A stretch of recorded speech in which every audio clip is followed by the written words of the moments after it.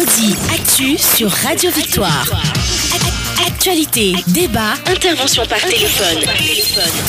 C'est tous les jours à partir de 7h. Sur la fréquence magique, la 96.3 FM. Audi Actu sur Radio Victoire. Actualité, débat, intervention par téléphone. C'est tous les jours à partir de 7h. Sur la fréquence magique, la 96.3 FM. Audi Actu. Audi Actu sur Radio Victoire. Actualité, débat, intervention par téléphone. C'est tous les jours à partir de 7h. Sur la fréquence magique, la 96.3 FM. Audi Actu. 7h37 exactement dans les studios de votre radio Victoire FM. Notre invité de ce matin, comme je l'avais dit, il s'agit de l'ancien rapporteur au niveau de la CENI, Monsieur Robert Yao Daté. Encore une fois, bonjour. Bonjour Joachim. Je crois que tu insistes tellement sur le terme ancien rapporteur de la CENI. Et vraiment, je suis ici en tant que président de CEPREJ. Oui. Permettez-moi de dire bonjour aux auditrices et aux auditeurs de la si belle radio Victoire FM. D'accord. Permettez-moi de dire bonjour à ceux qui sont derrière la belle vitrée. Et merci pour tout ce qu'ils font. Et merci au directeur de cette radio de tout ce que vous faites là. Que Dieu vous garde pour la continuation. Merci beaucoup, Inch'Allah. Et vous êtes le président du Centre de promotion de l'état de droit, de la gouvernance équitable. Mais avant de parler de tout ce qui se passe dans mon pays, le Togo, pour l'instant, je dois annoncer quand même que nous venons de l'apprendre, la coalition des 14 partis de l'opposition a repoussé encore sa conférence de presse annoncée pour ce matin à une date ultérieure. Autrement dit, la coalition ne tient plus sa conférence de presse pour le compte de cette journée, en tout cas dans le courant de cette journée. Alors, allons un peu en Algérie, où Abdelaziz Bouteflika annonce encore, moi je dirais pas procuration, puisque c'est pas lui-même qui était passé par devant le Conseil constitutionnel de l'Algérie, et il annonce sa 5e candidature. Maintenant, les populations sont toujours debout et puis disent non à une 5e candidature.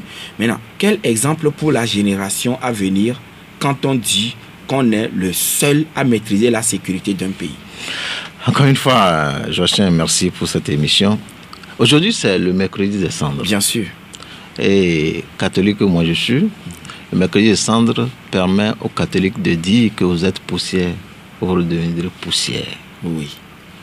Ça veut dire que l'homme que nous sommes, on ne peut jamais être éternel. Seul Dieu est éternel. Donc, c'est pour cette raison qu'aucun homme sur cette terre ne peut dire que je suis le seul détenteur de la solution pour longtemps, pour l'éternité. Donc ce qui se passe en Algérie, c'est normal, parce qu'à un moment donné, les gens ont compris qu'il faut que quelqu'un d'autre vienne aussi expérimenter et qu'on puisse comparer. On ne peut pas comparer toujours la même chose. On ne compare qu'au moins 2 choses. Ce qui se passe en Algérie est tellement important et ça doit nous interpeller, en Afrique surtout, et faire en sorte que nous sachions que nous ne sommes que passagers et nous devons tout faire pour que les générations qui viennent puissent avoir la possibilité de comparer 2 choses. Tel n'est pas le cas et les gens, à un moment donné, vont s'exploser et c'est ce qui se passe aujourd'hui. Et c'est ce qui se passe aujourd'hui, mais quand même, et ce qui est un peu curieux, c'est que le président actuellement est hospitalisé en Suisse et au même moment, il ne parle plus et il n'arrive plus à faire quoi que ce soit. Cependant, il veut coûte que coûte remplir un nouveau mandat. Non, est-ce que le problème n'est pas à ce niveau? Le problème, c'est que tous ceux qui entourent ce président-là doivent savoir qu'ils sont là pour le peuple et non pour eux-mêmes. Donc, lorsque le peuple dit que à un moment donné, il faut qu'il puisse faire une comparaison, oui. Et il faut que ceux qui entourent le président puissent comprendre que c'est ça. Et puis, ce qui est dangereux dans ces situations, c'est que lorsque la manifestation, disons, les choses sont spontanées et ça n'a pas de tête, c'est difficile de contrôler. Et ça ne va aller qu'en grandissant. C'est ça qui est un peu dangereux pour l'Algérie. Et le souhait que nous émettons au niveau de ces prêches, c'est que les autorités comprennent la situation et qu'ils trouvent une solution rapidement pour satisfaire ce peuple-là qui est vraiment demandeur d'une comparaison. Moi, c'est comme ça que je l'interprète. Ils veulent comparer deux choses. Donc, il faut que ceux qui entourent le président, parce qu'aujourd'hui, on ne peut pas dire que le président Bouteflika, c'est lui qui est à la tête de tout ça là, mais je suppose que c'est l'entourage qui fait que ça se passe comme ça. Oui, mais c'est lui le président. Oui, mais... Ou bien il y a un clan tout autour de lui. Disons que lorsque tu es président, tu es toujours entouré des gens. Et je vais vous donner un cas très simple de Abdou Diouf. Oui, Abdou Diouf, du Sénégal. Abdou Diouf du Sénégal. Vous vous souvenez qu'après les élections, ceux qui entouraient Abdou Diouf n'étaient pas trop chauds pour qu'ils reconnaissent sa défaite et félicitent Wade. Il a fallu qu'Abdou Diouf décide contre vents et marées d'appeler Abdoulaye Wade et le féliciter. Disant qu'il a gagné. Disant qu'il a gagné. Ça, c'est un sursaut d'orgueil. C'est-à-dire que c'est tellement grand. Aujourd'hui, lorsque vous demandez à Abdou Diouf d'être candidat, il a fait une interview entre-temps pour dire que mais aujourd'hui, au moins, il dort tranquille. Oui. Qu'il ne veut plus revenir pour avoir encore des nuits sans sommeil. Il préfère dormir tranquille. Mais il a fallu qu'il fasse ce saut qualitatif-là pour comprendre qu'après le pouvoir, il y a une grande vie et une vie plus paisible. Donc, il faut que ceux qui sont... Et il devient ainsi un ancien président. Et il devient un ancien président respecté, respectable. Et je crois que c'est ce à quoi nous devons arriver en Afrique pour que nos présidents puissent sortir par la grande porte. Et le cas idéal, c'est Nelson Mandela. Moi, j'ai été émerveillé qu'aux Nations Unies, on a célébré les 100 ans de Nelson Mandela qui est déjà dans le tombeau depuis des années. Et c'est merveilleux que celui qui est mort physiquement vit encore spirituellement dans les esprits. Donc, il a laissé un nom. Nos chefs d'État doivent savoir que après tout, il y a une vie après le pouvoir. Oui, mais pour le moment, ce n'est pas le cas pour peut-être le Congo-Brazzaville, pour le Cameroun et bien d'autres pays où les chefs d'État tiennent coûte que coûte au fauteuil présidentiel. Et ils ne cessent jamais de le dire que je constitue la solution à tout dans le pays. Non, je crois que il faut qu'on se cultive de telle manière que faire en sorte qu'ils comprennent que après tout, l'homme n'est que passager sur la terre. Oui, l'homme n'est ça, il faut que nous ayons ça à l'esprit. Après tout, l'homme n'est que passager sur cette terre-là. Et je le dis encore, nous sommes au mercredi de cendre. Je ne sais pas pourquoi vous m'avez invité à cette émission, à ce mercredi de cendre. Donc, il faut qu'on fasse en sorte, de toutes les manières, on ne sera jamais éternel. Si on se dit qu'on est solution à tout, et lorsque le bon Dieu Tout-Puissant dira que viens chez moi, mais c'est fini. Ce jour-là. C'est fini. C'est fini ce jour-là. Mais le pays ne s'arrêtera pas. Mais de toutes les manières, le pays continuera. Et ça, vous serez surpris dans votre tombe si vous avez un peu les yeux pour voir que malgré vous, le pays a continué. On a vu des cas. Ah oui. Revenons donc au Togo. Le prochain Conseil des ministres délocalisé aura lieu, selon nos informations, à Sotoubois, après Tabligbo et Kanté. Quel regard portez-vous sur cette délocalisation des conseils des ministres? D'entrée de jeu, je veux dire que c'est une bonne chose de délocaliser les conseils des ministres. Oui. Pourquoi? Parce que, vous savez, il faut que les gens touchent du doigt les réalités de nos localités. Oui.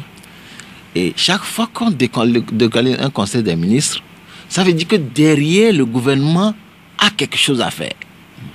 Mais la seule chose que moi je déplore, c'est que lorsqu'on délocalise le conseil des ministres, les jours qui suivent, on ne voit pas l'impact de ce conseil des ministres. Il n'y a pas de valeur ajoutée pour les populations? Il n'y a pas de valeur ajoutée pour la population dans ces localités. Lorsque je prends le conseil des ministres qui a été délocalisé à Tabligbo et le conseil des ministres qui a été délocalisé à Kanté, on me dira que c'est trop tôt, mais on ne voit pas l'impact. C'est-à-dire que lorsque le gouvernement prend la décision d'aller là-bas, derrière, tout a été planifié. Ce n'est pas de l'improvisation, selon moi. Donc ça veut dire qu'on se connaît quel est le problème de la localité. Et lorsqu'on fait le conseil des ministres, juste après, on doit résoudre 2 ou 3 problèmes de la localité. Avant de partir pour impacter ce conseil des ministres, pour impacter la localité, et que les gens disent que après le conseil des ministres qui s'est tenu chez nous, voilà le fruit de ce conseil des ministres. Donc, on doit recenser, répertorier les problèmes en amont. Et quand le conseil des ministres se tient juste à la fin, c'est un gouvernement, c'est l'État. Ça veut dire que l'État a eu toutes les informations de la localité et savent que dans cette localité, il faut ça, il faut ça, il faut ça. Et c'est pour cette raison qu'on délocalise le conseil des ministres. C'est une bonne chose. Maintenant, il faut faire en sorte que lorsqu'on fait le conseil des ministres, juste les jours, les gens vont dire que c'est trop tôt. Non, l'État a eu toutes les informations de la localité. Et c'est que lorsque je vais là-bas, voilà l'acte que je dois poser pour que cette localité-là puisse avoir la solution à ce problème. Ce problème, et que cela constitue un impact immédiat pour la localité. Et si tel est le cas, il faut faire en sorte que chaque préfecture, chaque chef-lieu de préfecture puisse bénéficier de la délocalisation de ce conseil des ministres-là et avoir l'impact. Vous vous souvenez, entre-temps, on a délocalisé une fois la fête nationale du 27 avril. Oui. Bon, nous faisons partie de ceux qui ont salué ça. Parce que c'est normal que la fête, c'est pour tout le Togo. Oui. Il serait très bien que chaque région accueille au moins une fois cette fête nationale-là pour bénéficier de tout ce qu'il y a comme retombée. Et après, on doit gérer. Parce que je sais que lorsqu'on a délocalisé pour Dapaon, on était obligé de construire un hôtel. Un hôtel. Et aujourd'hui, l'hôtel est là. Donc, l'hôtel-là constitue, disons, un bien pour la localité qui peut servir. Donc, il faut que, lorsqu'on délocalise le conseil des ministres, ça veut dire que derrière, il y a un certain nombre de travail qui est fait. Et une fois que le conseil des ministres est terminé, on doit avoir de l'impact. Voilà, mais en soi, vous l'avez dit que c'est une bonne chose. Cependant, est-ce qu'on peut le prendre sous l'angle d'activité de routine du chef de l'État ou bien c'est déjà une pré-campagne? Ce serait dommage que ça soit une pré-campagne ou bien de l'activité de routine du chef de l'État. Non, moi je pense que ce n'est pas ça. Moi, en tout cas, nous croyons que ce n'est pas ça. Nous pensons que le chef de l'État, en le faisant, a derrière un plan pour le développement de la localité. Justement. Parce que on ne peut pas... délocaliser le conseil des ministres, ça coûte cher. Hein? Ça coûte cher parce qu'il faut déplacer la logistique, tout ce que ça donne. Et c'est l'argent du contribuable que nous sommes. Donc, lorsqu'on délocalise, il faut qu'en retour, qu'on ait quelque chose qui justifie cette délocalisation conformément au budget de l'État. Ça veut dire que dans le budget de l'État, on a prévu un certain nombre d'actions à faire dans la localité. Lorsqu'on y va, on y va pour que ces actions-là puissent être faites. Si ça devient de la campagne, ou bien la pré-campagne, ou bien l'activité de routine, comme vous venez de le dire, ce serait dommage. Et ce serait dommage selon le président du CEPRED. Les locales dont la dernière remonte en 1987 sera organisé dans ce premier semestre, c'est-à-dire le premier semestre de l'année 2019, d'ici juin. Techniquement, Monsieur Daté, vous avez été membre de la CENI pendant longtemps. Alors, techniquement, est-ce que toutes les conditions sont enfin réunies pour cette élection tant attendue? D'abord, il faut qu'on voit, est-ce qu'on a besoin d'élections locales? La réponse est oui. Oui. Les élections locales, en fait, vous savez, lorsque nous prenons notre pays, nous avons longtemps été braqués par les élections nationales. C'est-à-dire que surtout l'élection présidentielle et les élections des députés, des législatives. Mais l'élection locale, c'est l'élection qui constitue la base même de la démocratie. Lorsque dans chaque localité, vous avez élu des conseillers et que ces conseillers doivent savoir gérer la localité, ils se confrontent à la réalité de la gestion. Parce que très souvent, c'est facile de critiquer. Mais lorsque tu te confrontes à la réalité, mais tu vas vous impliquez, tu vas te dire que mais ce que fait l'autre là, ce n'est pas aussi facile qu'on le pensait. Donc, les élections locales, normalement, sont des premières élections à faire dans une démocratie. Pour qu'à la base, les gens apprennent la gestion de la cité. Et en apprenant cette gestion de la cité, petit à petit, on se cultive, on s'entrelace et automatiquement, qu'est-ce qui vient? C'est-à-dire que cette histoire de réconciliation naît dans la gestion des élections locales. Alors, si tel est le cas pour les élections locales, donc on doit faire en sorte que les élections locales soient totalement inclusives. Inclusive. Il faut que tout le monde, tous les acteurs qui sont les acteurs politiques majeurs ou bien mineurs puissent participer à ces élections locales. Pour que dès la base, on commence par faire le brassage. Ok, on commence par faire des entités politiques ou des différentes formations politiques. Différentes formations politiques pour savoir que nous sommes, à part au fait que nous sommes des partis politiques différents, mais notre seul but, c'est de gérer la cité et de chercher le bien-être de la cité. Alors, si tel est le cas, ça veut dire que le gouvernement doit faire en sorte, et les partis politiques de toute tendance confondue doivent faire en sorte que les élections locales qui arrivent soient totalement inclusives. Alors, pourquoi alors? Si c'est ainsi, ça veut dire qu'il y a un gros souci à régler. Le souci de ceux qui ne sont pas sur la liste électorale. Parce que vous vous souvenez que... Ceux qui ne se sont pas inscrits lors du recensement. Lors du recensement dernier, la coalition des 14 partis a appelé ces militants à ne pas s'inscrire sur la liste électorale. Alors, les gens diront que ça les concerne. Non, ça ne les concerne pas, ça concerne tous les Togolais. Donc, du moins, pour ce qui concerne les élections locales, vous dites qu'il faudrait que ce soit inclusif. Il faut faire en sorte que ces gens-là, ces électeurs, ces citoyens qui sont concernés par les élections locales puissent se retrouver sur la liste électorale et qu'à partir de là, on puisse déclencher les hostilités. Alors là, doit-on aller à un nouveau recensement ou bien le CAR avait dit récemment au ministre de l'administration territoriale, il faut une mise à jour du fichier électoral. Nous, au CEPREJ, nous pensons que pour la paix sociale, il faut faire en sorte que ces élections-là puissent contenir tout le monde. Tout le monde puisse participer à ces élections. Donc, il faut aller vers une révision de la liste électorale. Maintenant, la question se pose, est-ce qu'on peut faire la révision de la liste électorale en 2019 et faire la révision de la liste électorale en 2020? Parce qu'en 2020, on a les élections présidentielles. Ça, c'est constitutionnel. Finalement, le Togo organise 2 élections par an ou bien à chaque on se pose la question, mais là, il revient à la CENI qui sera mise en place de faire des propositions concrètes au gouvernement avec des arguments étayés pour qu'on puisse faire en sorte que les élections-là puissent être inclusives. Alors nous, au CEPREJ, on se pose la question, est-ce que on ne fait que réfléchir à haute voix? Est-ce que ce ne serait pas mieux que ces élections-là, toutes ces élections-là soient dans une même année? Parce que vous savez, nous, on va plus loin, on dit, à un moment donné, il faut que le Togo aille vers une année électorale. Que d'aller tout le temps d'élection, 2 ans, une année, on fait l'élection. Mais chaque fois qu'on dit élection dans un pays, c'est le pays qui est au ralenti. Oui. Même les partenaires financiers, tout le monde attend pour voir qu'est-ce que ça va donner avant de pouvoir agir. Donc, il faut qu'au Togo, à un moment donné, qu'on puisse réfléchir de manière à avoir une seule année électorale où on fait toutes les élections. Et on sait qu'on a 4 ans pour faire les activités liées au développement du pays.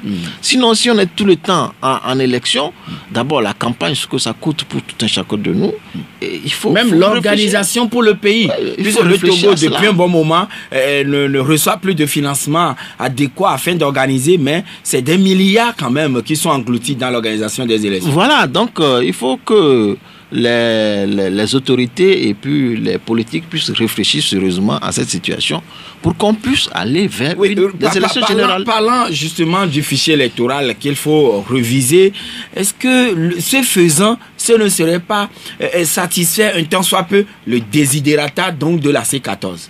Non, il ne faut pas voir qui avait librement refusé de se faire. Il ne faut pas voir la chose sur ce plan. Il faut voir, est-ce que les élections locales concernent tous les Togolais? Si les élections locales concernent tous les Togolais et que nous voulons que ces élections-là puissent nous permettre de commencer par nous embrasser, de commencer par cultiver entre nous la tolérance et l'acceptation de l'autre, il faut aller sur ce terrain. Et c'est que il faut qu'on sorte du fait que je veux ça, mais comme c'est l'autre qui a demandé, ça ne peut pas se passer. Non, il faut. Ça dit que nous devons au Togo petit à petit cultiver et développer la résistance à la non-acceptation de la demande de l'autre. La demande de l'autre, si elle est légitime, bon, si elle peut permettre à ce que nous ayons la paix sociale, allons vers ça. Donc, je crois que... Donc, le faisant, ce n'est pas un signe de faiblesse de la part? Non, moi, je ne pense pas que ce soit un signe de faiblesse. Le faisant, le gouvernement permet en ce temps-là à tous les citoyens, parce que le chef de l'État n'est pas chef d'État de ses militants. Il est chef d'État de tous les Togolais, y compris ceux qui n'ont pas voté pour lui. Oui. D'accord? Donc, il a l'obligation et le devoir de résoudre les problèmes de tous les Togolais. Et c'est important. On recompose la CENI qui doit s'atteler à ce travail et le délai de prolongation finit ce mercredi même, ceci mars 2019. Est-ce que le CEPREJ a déjà déposé sa candidature au nom de la société civile? Mais vous ne me répondez pas. Nous marquons la pause et on revient dans un instant. Formation en temps réel sur les 96.3 Victoire FM. Retour donc en studio avec notre invité, monsieur Robert Yao Daté, président du Centre de promotion de l'état de droit, de la gouvernance équitable et de la gouvernance équitable CEPREJ. Tout à l'heure, je posais la question de savoir, puisque nous parlions de la CENI, le deadline pour l'annonce, la proposition des noms afin d'être élu pour recomposer la CENI, c'est aujourd'hui, ce mercredi. Est-ce que le CEPREJ a déjà fait acte de candidature au nom de la société civile? Oui, mais ta question, elle est une très bonne question, mais il faut qu'on voit ça d'une autre manière. Est-ce que la CENI qui sera recomposée là doit être une CENI inclusive? C'est de cette manière qu'il faut qu'on voit la question. Est-ce que cette CENI doit être inclusive? CENI doit être une CENI inclusive? Ma réponse est oui. Si nous voulons aller aux élections locales et que nous disons que les élections locales sont une élection qui concerne tout le monde, tous les citoyens togolais, nous devons faire en sorte que la CENI-là soit une CENI inclusive. Le gouvernement doit faire en sorte que cette CENI-là soit une CENI inclusive qui permet à tout le monde de voir ce qui va se passer. C'est très important. Alors, vous savez, aujourd'hui, nous avons un problème d'institution. Oui. C'est pourquoi on parle quand même de réforme institutionnelle. Et constitutionnelle. Oui. Nous avons un problème d'institution et de la force de ces institutions. C'est ça le problème que nous avons au Togo. Normalement, une CENI n'est pas faite pour défendre un camp ou un autre. Mais malheureusement, dans notre pays, la CENI est, chaque fois que les gens sont à la CENI, la pression est telle que tu dois défendre un camp ou bien un autre. Que ce soit de l'opposition ou bien du parti au pouvoir. Oui, mais c'est dans l'ordre normal des choses, puisque ce sont des représentants des partis qui sont nommés. C'est ça le drame. Aucun Togolais, aucun citoyen ne peut dire que moi je n'ai pas de parti. Il a une tendance toujours. Mais lorsque on lui confie une mission dans une institution, il doit savoir que sa mission concerne tous les Togolais. Oui. Y compris ceux qui ne sont pas dans son parti ou bien dans sa tendance. Mais malheureusement, nous n'arrivons pas encore, en tant que Togolais, à nous dépasser, à savoir que nous sommes dans une institution et nous devons faire le travail de l'institution pour rendre crédible l'institution. Alors, cette institution, ce problème-là, c'est rien. En fait, ce problème ne sera corrigé véritablement que lorsque nous arrivons à faire l'alternance au Togo. L'alternance permet de rendre des institutions crédibles et solides. Pourquoi? Oui, pourquoi justement? Alors, Joachim, le jour où tu veux devenir président de la République, je prends le sommet pour toi. Tu auras dans tes bagages tes frères, tes soeurs, tes cousins, tes amis. Et que tu le veuilles ou non, tu vas les placer à des endroits. Ah oui, tout chef d'État se fait toujours assister par des hommes de confiance. Tu vas les placer à des endroits, oui. D'accord? Mais lorsque ces gens qui sont arrivés par ton intermédiaire savent que dans 10 ans tu vas partir, ils vont se battre pour être excellents à leur poste. De telle manière que lorsque tu seras parti, on ne va pas les renvoyer. Et celui qu'ils soient toujours maintenus à leur poste. Celui qui viendra les voir. En voulant les remplacer, il comprendra que non, ils sont bons. Je ne peux pas les remplacer. C'est ce qui s'est passé au Ghana avec l'autre qui est parti là. Avec Mahama. Lorsque Mahama était arrivé au pouvoir, les gens souhaitaient qu'il renvoie tous ceux qui étaient de NPP dans les administrations. Il a dit non. on va les observer. Ceux qui sont bons, on va les laisser. Ceux qui ne sont pas bons, on va les partir. Donc, de cette manière-là, on est en train de cultiver ce qu'on appelle l'excellence, d'une manière ou d'une autre. En rendant ainsi les institutions fortes. Les institutions fortes, on rend. Donc, il faut faire en sorte que ces institutions-là aient cette force-là de travailler pour tout le monde, y compris même ceux qu'on n'aime pas. Tant qu'on ne sera pas... Si c'est-à-dire que il faut qu'on change l'idée de l'alternance. L'alternance dans un pays, ce n'est pas vous avez beaucoup mangé, dégagé, moi aussi je viens manger un peu. Non. Si c'est cette idée-là, on n'a pas l'idée de l'alternance. L'alternance, c'est de faire la comparaison de deux gouvernances. Et la gouvernance, c'est pour tout le monde, y compris pour tes ennemis. Vous savez, lorsque dans la Bible, on dit... Jésus dit, lorsque quelqu'un te frappe la joue gauche, il faut lui tourner la joue droite. En fait, c'est pour que tu puisses développer la résistance de ne pas lui répliquer. C'est normal, c'est l'ordre normal des choses. C'est pourquoi il faut développer de ne pas lui répliquer. Donc, nous devons faire en sorte... Et donc, je reviens à ta question que tu m'as posée. Il ne faut pas croire que je vais l'esquiver. Non, je reviens à ta question que tu m'as posée. Est-ce que le CEPREJ a déjà déposé? Pour le moment, on n'a pas encore pris la décision. Tout à l'heure, après ton émission, on va s'asseoir, on va prendre la décision si on va ou si on ne va pas. Mais quand même, dans le même temps, le cas exige les réformes et la mise à jour du fichier avant de participer aux élections locales. Au même moment, le PNP de Tikpi Achadam, lui, il dit, il rejoint aussi le cas d'une manière ou d'une autre en disant, s'il n'y a pas les réformes, pas question d'envisager les élections. Bien sûr, le fichier électoral sera fait par... Voilà, c'est pour ça, c'est raison. Le fichier électoral sera fait par qui? Par la CENI. Par la CENI. Ne commettons pas les mêmes erreurs que ce qu'on a fait en refusant de prendre les places des 8 qu'on a données par le dialogue. Le fichier électoral sera repris par la CENI. Si nous, au CEPREJ, on pense que les acteurs politiques aujourd'hui doivent tout faire pour que cette CENI-là soit inclusive, pour que lorsqu'on va faire la révision de la liste électorale, tout le monde voit. Tout le monde puisse participer à cette révision-là. Oui, mais quand même, au même moment, M. Jerry Tama, le président du NET, il dit que les réformes préconisées n'ont pas un lien intrinsèque avec les locales. Donc, on peut aller aux locales sans les réformes. Attends, lorsqu'on dit qu'il faut faire l'ouverture pour qu'on ait une liste électorale, parce que la loi aujourd'hui permet à ce qu'on n'ait pas de révision. La loi, telle qu'elle est faite aujourd'hui, on dit que les élections sont faites sur la base de la liste électorale de l'année précédente. Donc, on peut dire qu'on va aux élections sans révision de la liste électorale. Le gouvernement peut le décider ainsi. Mais en le décidant ainsi, c'est qu'il prive un certain nombre de citoyens, un bon nombre de citoyens togolais, à ne pas participer à cette élection locale qui est la base de la démocratie. Parce que les élections locales constituent la base de la démocratie.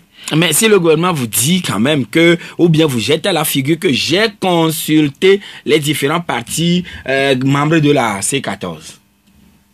Consulter, ça veut dire quoi? Ah oui, il a pris langue avec eux pour leur annoncer que voilà, nous oui, c'est ce que nous disons, que nous, au CEPREJ, nous disons que c'est bien de consulter les différents partis de la C14 pour dire que voilà, c'est ce que... Mais il faut faire en sorte que ces élections-là soient totalement inclusives pour tout le monde, parce que c'est les élections locales. Et comment rendre cette élection-là inclusive, selon vous? C'est ce que nous venons de dire, parce qu'il y a un bon nombre de Togolais aujourd'hui qui ne sont pas sur la liste électorale. Donc permettre à la CENI de faire la mise à jour du fichier. De faire la mise à jour du fichier et de faire en sorte que tous les Togolais puissent se sentir concernés par ces élections. Et qu'en est-il de la représentativité de la C14 au sein de cette CENI?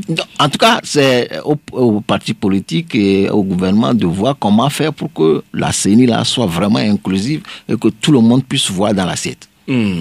La situation actuelle de la C14 avec le boycott du conclave par le CAR, le PNP, Togo, autrement, Santé du Peuple, le MCD, etc. Comment l'avez-vous apprécié? C'est vrai, vous êtes acteur de la société civile. Non, ce n'est pas pour cette raison que je dois être indifférent. Non, ce qui s'est passé là, c'est un drame. C'est un drame. Parce que le Togolais a eu tout son espoir sur ce regroupement-là.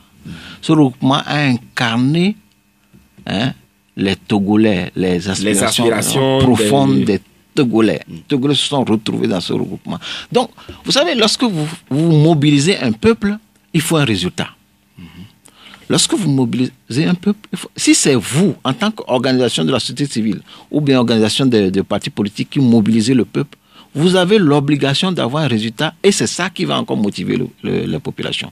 Mais si c'est le peuple même qui se lance, comme ce qui se passe en France avec les gilets jaunes, avec les gilets jaunes, bon, on n'a pas de compte à demander à qui que ce soit parce que c'est les gilets. La preuve même, c'est qu'il n'y a pas de tête.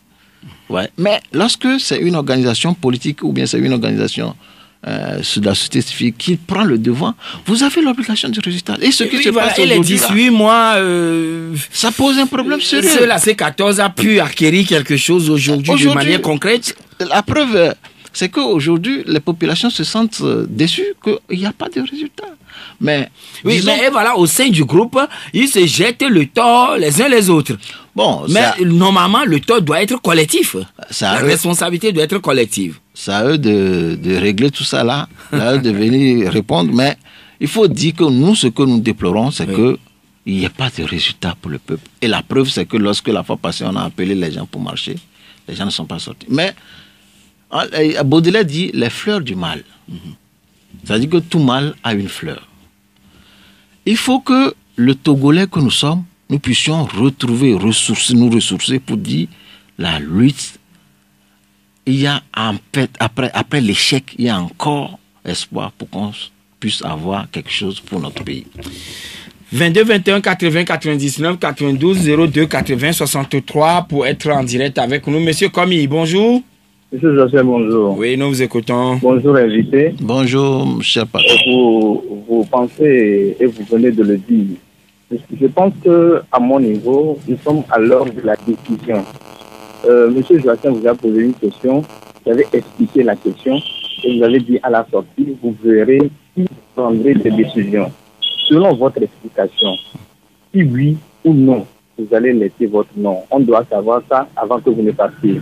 Deuxième question, quelles sont les institutions qui sont concernées par la CENI? Quelles sont les institutions qui sont concernées par la CENI? Les institutions qui sont concernées par la CENI? Par la CENI. Je pose cette question pour comprendre l'article 20 du Code pénal qui désire à ce que 60 jours après une élection, que la CENI fasse les comptes aux institutions concernées par la CENI. Et selon vous, quel est le budget, quel peut être le budget d'une élection locale? Merci. Merci, bien noté. Monsieur Jacques, bonjour. Oui, bonjour, Joachim. Oui, comment allez-vous? Ça va, je salue votre invité. Merci, bonjour. Bon, j'entends bien ce qu'il dit. Pour imputer l'échec, je n'appelle pas échec parce que il faut faire la part des choses. Ce qui s'est passé, la CEDEAO se trouve où dans tout ça?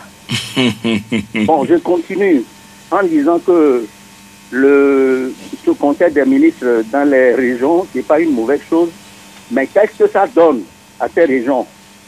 Et de toi, un papa, quand il se lève à la fin de l'année, il doit saluer ses enfants. Le chef de l'État n'a pas dit un mot.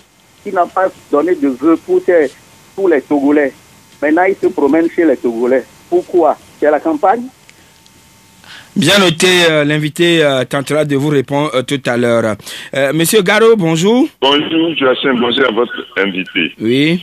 Oui, j'apprécie vraiment ce que le président, l'ancien président ghanéen fait de ne pas renvoyer les cadres de l'autre bord. C'est tout à fait normal puis atteindre dans la paix.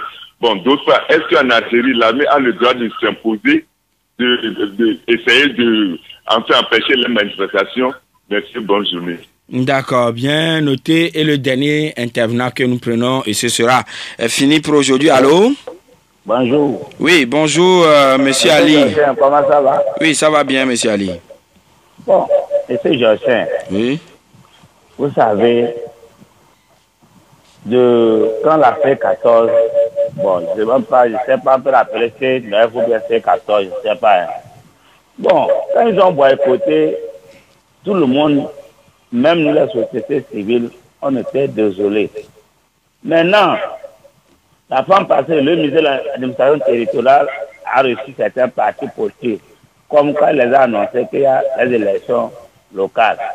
Maintenant, la déclaration de CARP et de PMP montre qu'ils ne sont pas prêts pour aller à ces élections. Je pense que le comportement des C14, bien C5, bien C9, c'est présidentiel qu'ils attendent.